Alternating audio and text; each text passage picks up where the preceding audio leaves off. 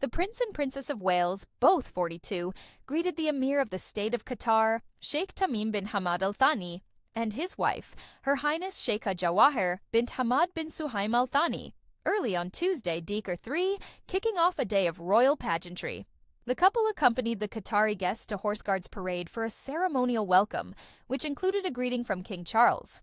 Missing from the early event was Queen Camilla, who has been dealing with lingering after effects of a chest infection. On the advice of doctors, she was being spared from being out in the cold, but she is expected to attend the lunch that follows and take part in the viewing of the gifts afterwards.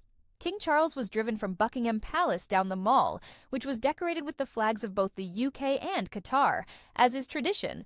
Upon his arrival at Horse Guards Parade, he was heralded with the national anthem, God Save the King. Prince William and Princess Kate then arrived with the guests from Qatar at around 12 to 10 p.m. UK time. Princess Kate wore a coat by Sarah Burton for Alexander McQueen and a hat by Sahar Millinery, both in the burgundy color that matched the color of the Qatar flag. She also wore jewelry from the late Queen Elizabeth, specifically her Bahrain pearl drop earrings and her Japanese pearl choker necklace, which the Princess of Wales also wore to the April 2021 funeral of Prince Philip.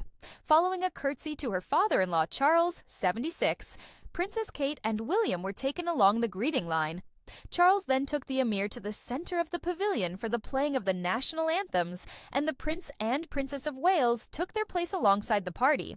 The visit continued with a lunch and a viewing of treasures from the royal collection that are relevant to Qatar. On Tuesday evening, a high point of the two-day visit is set to take place with a banquet at Buckingham Palace. Kate is not attending this year due to her ongoing recuperation. Camilla, 77, is set to pose for photos at the dinner, retire for a bit, and then rejoin the dinner. The Princess of Wales has been out of the royal spotlight for much of 2024 after announcing in March that she was undergoing treatment for cancer. In her SEP9 announcement that she had completed chemotherapy, Kate described it as a relief to have completed the treatment. Princess Kate joined the royals for her first set of major ceremonial events after sharing that she completed chemotherapy earlier this month, stepping out for the Festival of Remembrance at Royal Albert Hall on November 9 and the cenotaph service at the War Memorial on Remembrance Sunday, November 10.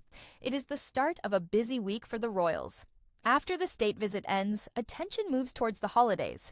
On December 6, Kate, along with William and the couple's children, Prince George, 11, Princess Charlotte, 9, and Prince Louis, 6, will host her annual Together at Christmas carol service at Westminster Abbey. Ahead of the carol service, the palace issued a moving and emotional letter that will be given to all the 1,600 guests at the Abbey, as well as those attending 15 other services around the UK.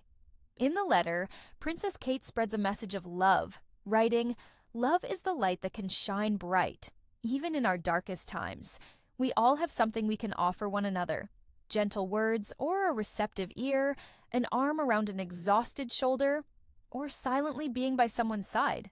She added, "It also gives us the opportunity to slow down and reflect on the deeper things that connect us all.